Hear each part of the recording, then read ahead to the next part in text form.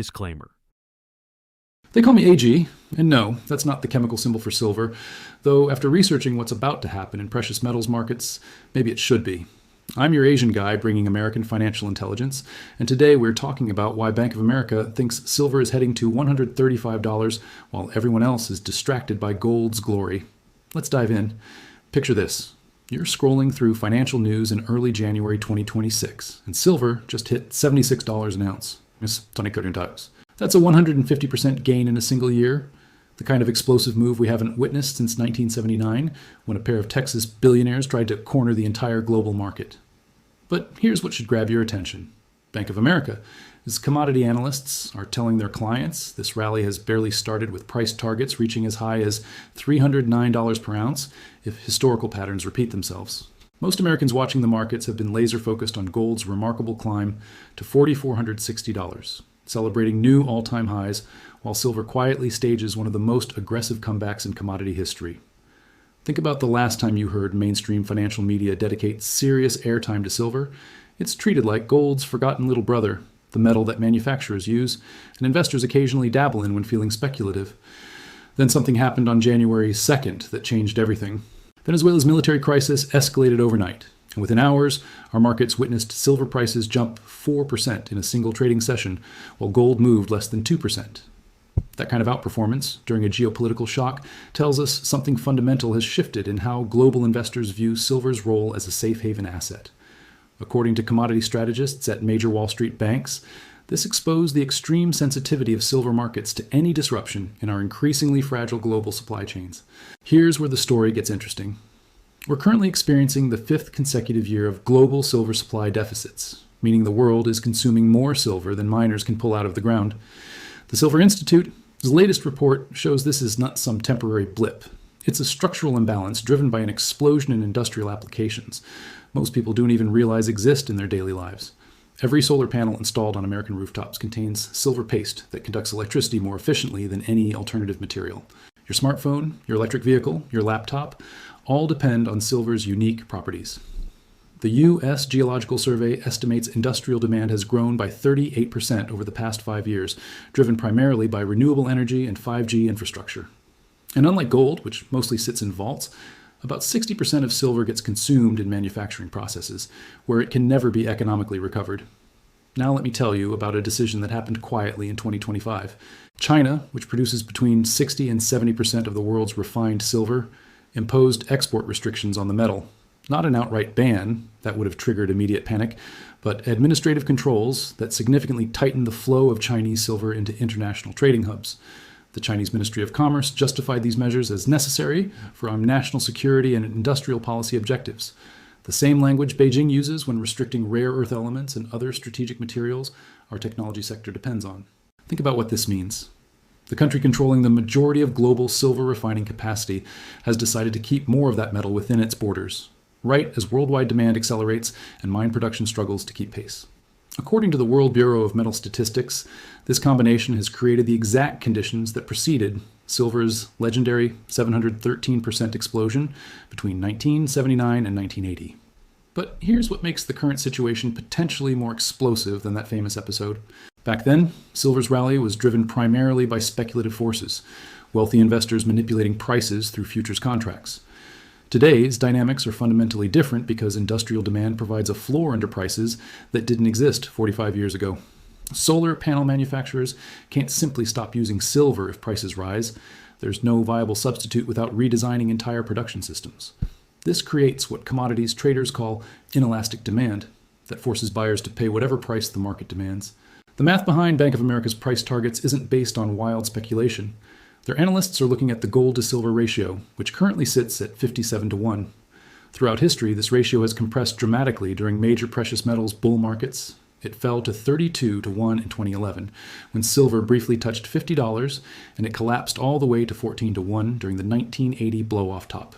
Here's the scenario that has professional traders positioning for an explosive move. If gold reaches $5,000, as multiple major banks now predict, and if the gold-silver ratio reverts to its 2011 level of 32 to 1 silver, mathematically needs to trade at $156 per ounce. If we see anything resembling the 1980 ratio compression to 14 to 1, silver would need to reach $357 just to maintain its historical relationship with gold. Bank of America's Michael Widmer, the firm's head of precious metals research, published a note in December 2025 walking through these scenarios with clinical precision. He was making sensational predictions. He was explaining to institutional clients why their models showed silver as significantly undervalued relative to both its industrial fundamentals and its historical pricing relationship with gold. When a major Wall Street bank starts telling hedge funds to take silver seriously, something important is happening beneath the surface. The Venezuela situation highlights another critical factor. In a world where geopolitical stability feels increasingly fragile, silver offers unique advantages that gold can't match. It's affordable enough for middle-class investors to accumulate meaningful positions without requiring tens of thousands of dollars. According to the Silver Institute, retail investment demand in the United States surged by 42% in 2025, with first-time buyers entering the precious metals market specifically through silver because of the lower entry barriers. London vaults, which serve as the primary storage hub for institutional silver holdings, reported acute scarcity throughout the second half of 2025. Inventory levels hit multi-year lows, even as ETF inflows reached a record 95 million ounces in the first 6 months alone. Think about what that tells us. Professional money managers were aggressively accumulating silver positions, while physical supply was becoming increasingly difficult to source. That's not the setup for a market about to collapse. That's the foundation for a supply squeeze that could send prices vertical once broader investment audiences recognize what's happening. The story of silver in 2026 isn't just about one metal's price trajectory. It's about understanding how our global financial system is being fundamentally reshaped by forces that most Americans only vaguely sense. Silver sits at the intersection of multiple powerful trends: the transition to renewable energy requiring massive amounts of industrial metals, the ongoing shift away from dollar-based reserve systems driving central banks into hard assets, and the growing recognition among everyday investors that they need some wealth and tangible stores of value that can't be devalued by monetary policy decisions. The Bank of America price targets aren't just numbers on a screen. They represent a mathematical reckoning that has been building for years while most financial media focused elsewhere. And if history teaches us anything about commodity markets, it's that when supply-demand imbalances collide with monetary instability and geopolitical uncertainty, prices don't move in orderly fashion. They explode. Let's talk about the evidence that has Wall Street, the smartest commodity analysts, repositioning their portfolios right now. The gold to silver ratio currently sits at 57 to 1, which sounds like an abstract number until you understand what happened the last 2 times precious metals entered major bull markets. In 2011, when sovereign debt crises gripped Europe and our own debt was downgraded for the first time in history, that ratio collapsed to 32 to 1 as silver rocketed to nearly $50 per ounce. But that's nothing compared to 1980, when the ratio compressed all the way down to 14 to 1 during silver's legendary moonshot to $50, which, adjusted for inflation, would be over $180 in today's money. Here's what makes this mathematical relationship so powerful. It's not some arbitrary technical indicator that traders invented. The ratio reflects the market's collective assessment of silver's value relative to gold. And throughout history, it has consistently compressed when investors recognize that silver is significantly undervalued. Right now, at 57 to 1, with gold trading around $4,460, the math tells us silver should be trading at $77 just to match current ratios. But we're already there, which means the real question isn't whether silver can maintain these levels. It's how far the ratio will compress if this bull market accelerates like previous cycles. Bank of America's research team ran the numbers using multiple historical scenarios. If gold reaches their conservative $5,000 target and the ratio reverts to the 2011 level of 32 to 1, silver needs to trade at $156 per ounce. That's more than double current prices. If we see anything approaching the 1980 compression to 14 to 1, admittedly an extreme scenario but not impossible given current geopolitical and monetary conditions, silver would need to reach $357 just to maintain its historical relationship with gold. Even their more moderate target of $135 assumes only a partial ratio compression, which is why institutional clients are paying attention. Now let me show you what's happening in the physical markets, because this is where theory meets reality in ways that should concern anyone who thinks silver's rally is just speculative froth. London Metal Exchange, vaults, which serve as the nerve center for global precious metals trading, reported something remarkable throughout the second half of 2025. Inventory levels dropped to their lowest point in over 3 years, even as investment demand was surging. The London Bullion Market Association's monthly data, shows total silver holdings in accredited vaults fell by 18% between June and December, creating what traders call a backwardation situation, where spot prices trade higher than futures contracts. Think about what that signals. When physical metal becomes scarce enough that people are willing to pay more for immediate delivery than for future contracts, it means the market is experiencing genuine supply stress, not just paper speculation. And this is happening while exchange-traded funds reported record inflows of 95 million ounces in just the first half of 2025 alone. According to BlackRock's commodity research division, the iShares Silver Trust, the world's largest silver ETF, saw its holdings increase by 23% year over year, representing billions of dollars in institutional money flowing into silver positions. But here's where the story gets even more interesting. While Western investors are piling into silver ETFs and London vaults are running low on inventory, central banks around the world are making a historic shift that's creating unprecedented demand for all precious metals. The International Monetary Fund's latest reserve data shows global central banks have been net buyers of gold for 15 consecutive quarters, purchasing over 1,000 tons annually, the highest sustained buying spree since the 1970s. According to the World Gold Council, central banks are diversifying away from U.S. Treasury holdings at a pace not seen since the dollar came off the gold standard. What does this have to do with silver? Everything. When central banks buy gold, they're making a statement about their confidence in fiat currencies and debt instruments. They're moving reserves into hard assets that can't be devalued by monetary policy decisions or geopolitical sanctions. And while central banks traditionally focus on gold rather than silver for official reserves, their actions create a ripple effect through precious metals markets that lifts all boats. Professional money managers see central bank gold buying as validation of the broader thesis that we're entering an era where tangible assets outperform financial instruments, and silver offers them a way to capture that trend with significantly more upside leverage than gold provides. The Federal Reserve's recent actions are adding fuel to this fire in ways that most Americans don't fully understand because the terminology has become deliberately obscure. In late 2025, the Fed resumed expanding its balance sheet at a rate of approximately $40 billion per month. But they're not calling it quantitative easing anymore.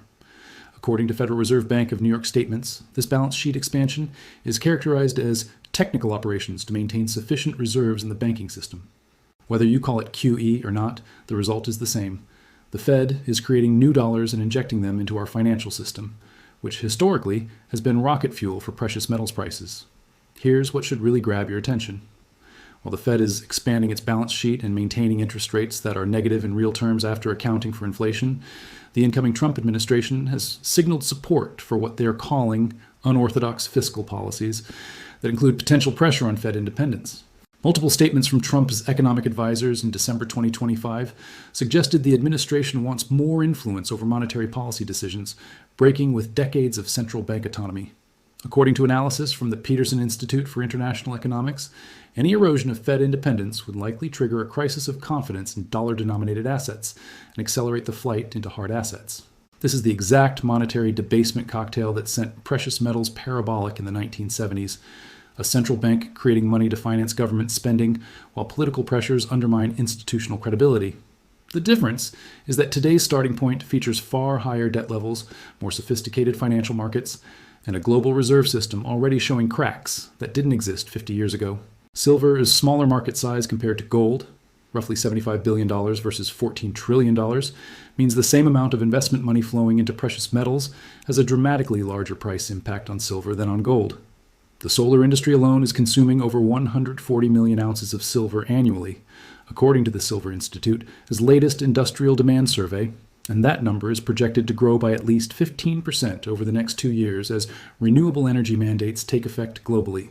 When you combine surging industrial demand with investment demand from both retail buyers and institutions, plus supply constraints from Chinese export restrictions and declining mine production, you get a market where every marginal ounce of demand pushes prices higher, because there's simply no slack in the system.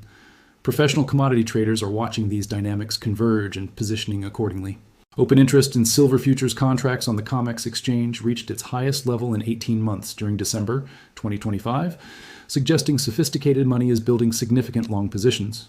But unlike previous speculative frenzies where futures traders dominated the action, this time the buying is backed by aggressive physical accumulation. U.S. Mint data shows Silver Eagle coin sales for 2025 exceeded 40 million ounces, the second highest annual total on record, with premiums over spot prices reaching 15 to 20% due to supply constraints. What we're witnessing is not just a typical commodity cycle where prices rise and fall based on industrial demand fluctuations. This is a fundamental repricing of silver driven by the collision of multiple powerful forces: structural supply deficits that show no signs of abating, industrial demand growth from technologies that have no viable substitutes, investment demand from both retail and institutional buyers, recognizing silver's undervaluation and monetary conditions that historically have sent precious metals into multi-year bull markets. The last time these factors aligned this perfectly was 1979, and we all know what happened next. Now let's talk about the specific calculations that are making institutional money managers rethink their entire precious metals allocation strategy. Bank of America's Michael Widmer published research in December 2025 that broke down exactly what needs to happen for gold to reach $5,000 by the end of 2026. His team's quantitative models show that just a 14% increase in global investment demand for gold, not some massive panic-driven surge, just a modest 14% uptick would be sufficient to push prices to $5,000 given current supply constraints and central bank buying patterns. Here's where the math gets really interesting for silver investors.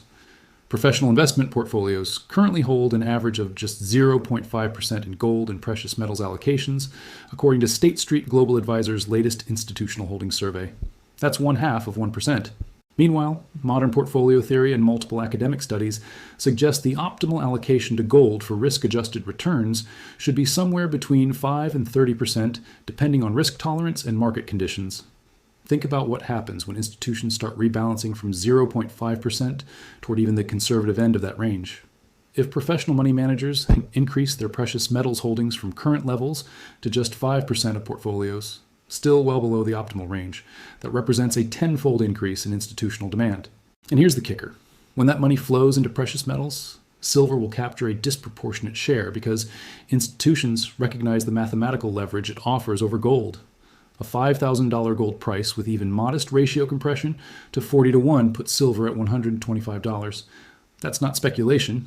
That's arithmetic based on historical relationships and current positioning data. But we need to talk about a critical event that's coming up in just a few days, because it could determine whether silver's rally continues smoothly or experiences a violent shakeout before the final surge. Between January 9th and 13th, 2026, the Bloomberg Commodity Index is scheduled to undergo its quarterly rebalancing. According to commodity trading advisors who manage tens of billions in index tracking funds, this rebalancing will force mechanical selling of approximately $5 billion worth of silver futures contracts, roughly 13% of total open interest in COMEX silver. This isn't discretionary selling based on fundamentals or market outlook. It's algorithmic, rule-based selling that happens regardless of underlying supply-demand conditions, and it creates the potential for a sharp short-term price decline that could shake out weaker hands and trigger stop-loss orders from technical traders. Sound familiar? In January 1980, when silver was in the middle of its parabolic rise toward $50, regulators at the COMEX suddenly changed margin requirements and trading rules in ways that forced massive liquidation from leveraged speculators. The Hunt brothers' position collapsed, and silver plunged from $50 to below $11 in just 2 months. But here's the crucial difference between 1980 and today. That crash happened because silver's rally was driven almost entirely by speculative leverage and market manipulation, with no underlying supply deficit to support prices once the speculators were forced out. Today's market structure is fundamentally different. We have 5 consecutive years of supply deficits, chronic inventory shortages in London vaults, surging industrial demand from technologies that can't substitute away from silver, and a monetary environment that's only getting more favorable for hard assets. Any dip caused by mechanical index rebalancing will be met with aggressive buying from investors who understand the structural story. Professional commodity traders are actually viewing the January 9th through 13th period as a potential gift, a final opportunity to accumulate silver at prices below $80 before the market reprices to reflect fundamental realities. According to positioning data from the Commodity Futures Trading Commission, net long positions in silver held by money managers remain well below the peaks seen during previous bull markets, suggesting there's still significant room for speculative positioning to increase before the market becomes overheated. The historical pattern in precious metals bull markets is remarkably consistent, and understanding this pattern is crucial for anyone trying to navigate what comes next. In the initial phase, gold typically leads the rally as it's the most liquid and widely recognized safe haven asset. Institutions and central banks buy gold first. Silver lags behind because it's viewed as more speculative, more volatile, and less suitable for large institutional positions. This is exactly what we've seen over the past 18 months. Gold up 69% while silver initially struggled to gain traction. But then something shifts in the middle to late stage of precious metals bull markets. Investors who missed the early gold rally start looking for leverage, and they discover that silver offers exactly that. With its smaller market size and dual nature as both an industrial metal and a monetary metal, silver begins to accelerate violently in ways that gold never can. The final phase of the bull market becomes the silver phase, where the white metal outperforms gold by multiples as the gold-silver ratio compresses and momentum traders pile in. We're entering that phase right now. Silver at $76 has finally broken through the 45-year resistance level from 1980, the psychological ceiling that capped prices for an entire generation. Technical analysts at major banks note that this breakout is occurring on massive volume with strong breadth across global markets. All the hallmarks of a legitimate trend change rather than a false breakout. According to chart patterns and historical precedents, when a major resistance level that's held for decades finally breaks convincingly, the subsequent move tends to be powerful and sustained. Bank of America's $135 target assumes gold reaches 5,000, and the gold-silver ratio compresses to approximately 37-1, a moderate compression that is less dramatic than either the 2011 or 1980 episodes. But let's walk through what happens if this rally takes on the characteristics of previous major bull markets. If gold reaches 5,000 and the ratio compresses to 32-1 like it did in 2011, silver needs to trade at $156. If geopolitical tensions escalate, and with conflicts in multiple regions, political instability in major economies, and trade tensions between the US and China showing no signs of resolution, the ratio could compress even further. The mathematical and technical setup suggests silver reaching $100 per ounce by March 2026 is not only possible, but increasingly probable given current momentum and positioning. That's a 32% gain from current levels in just 2 months. For silver to reach Bank of America's $135 target by mid-year requires a 77% gain, aggressive, but not unprecedented, for a metal that regularly delivers triple-digit percentage moves during bull markets. And if we see anything approaching the intensity of previous precious metals manias, $150 becomes achievable within the next 12 to 18 months. Two potential catalysts could accelerate this timeline dramatically. First, if the Federal Reserve pivots to cutting interest rates faster than currently projected in response to economic weakness or financial market stress, real interest rates would fall sharply and precious metals would likely surge. According to Fed funds, futures pricing markets are currently expecting 3 to 4 rate cuts in 2026. But if economic data deteriorates, that could accelerate to 6 or 7 cuts, creating the kind of negative real rate environment that historically sends silver parabolic. Second, if geopolitical tensions escalate beyond current levels, whether through military conflicts, trade wars, or sovereign debt crises, safe haven demand could overwhelm available supply in ways that force silver prices to clear at much higher levels. The Venezuela situation showed us how quickly silver responds to geopolitical shocks. And there are multiple flashpoints around the world where similar crises could erupt with little warning. Here's what you need to understand about this moment. We're watching a mathematical inevitability play out in real time. The supply deficit is real, documented by every major commodities research firm. The industrial demand is real, driven by technologies that require silver's unique properties.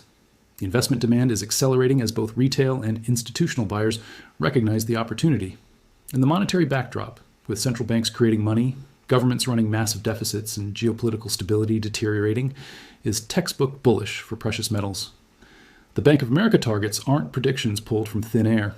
They're calculations based on historical relationships, current positioning data, and supply-demand fundamentals that point toward significantly higher prices. Whether silver reaches $100 by March or takes until summer to get there, whether it peaks at $135 or pushes toward $150 or beyond, those are details. The big picture is clear. Silver is repricing from decades of undervaluation, and the mathematical logic driving that repricing is undeniable. This is your moment to understand what's happening in our financial system, to recognize the patterns that repeat throughout history when money loses credibility and hard assets reassert their value. Silver, at $76, isn't the end of this story. It's the beginning of the final chapter. And unlike 1980, when the crash came from regulatory intervention against speculators, today's rally is built on structural fundamentals that won't disappear when algorithms force some mechanical selling in January. This time, the supply deficit is real, the industrial demand is growing, and the monetary conditions are only getting more favorable for anyone who understands why silver might be the best positioned asset for 2026. If you made it this far, you are the kind of investor who thinks 3 steps ahead while everyone else is still reacting to yesterday's news. And that is exactly who this channel is for. Hit that subscribe button and drop a like to keep these financial intelligence reports coming, because understanding markets before they move is worth more than any element on the periodic table, including AG. Stay sharp out there.